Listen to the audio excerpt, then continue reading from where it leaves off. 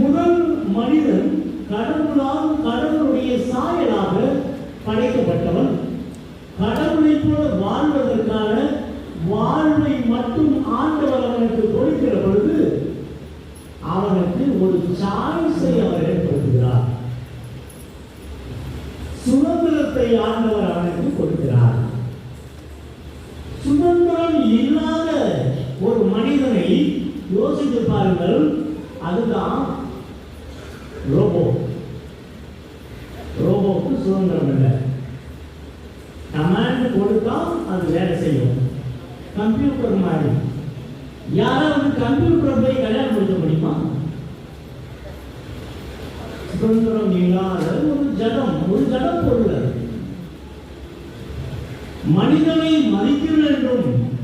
தன் சாயலாக படைக்கப்பட்ட மனிதன் தன்னை போல அவன் வாழ வேண்டும் என்பதற்காக ஆண்டவர் தனக்கு இருக்கிற அந்த சுதந்திரத்தை மனிதனுக்கும் கொடுக்கிறார்.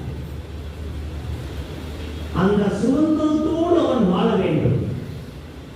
அந்த சுதந்திரத்தை தான் எப்படி மனிதன் பயன்படுத்தினான் என்பதுதான் முதல் வாசகத்திலே நாம் பார்க்கிற காரணமாக இருக்கிறதாக புரிகிறோம். இரண்டாவது ஒரு மனிதன் சுதந்திரத்தை பயன்படுத்தினார்.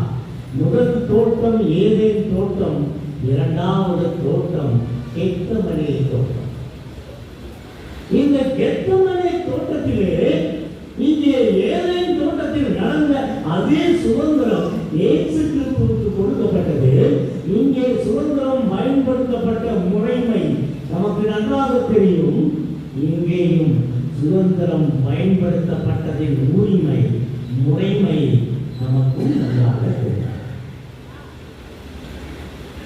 இதுதான் மக்களுக்கு ஆண்டவர் தருகிற காலத்துக்கும் வருகிற தலைமுறைக்கும் நின்று சொல்லித் தருகிற பாடமாக ஆண்டவர் கொடுத்திருக்கிறார். உன் சுதந்திரம் உன்னையும் உன்னை சார்ந்தவர்களையும் உன் குடும்பத்தையும் நாசமாக்க முடியும், வாழ வைக்க முடியும்.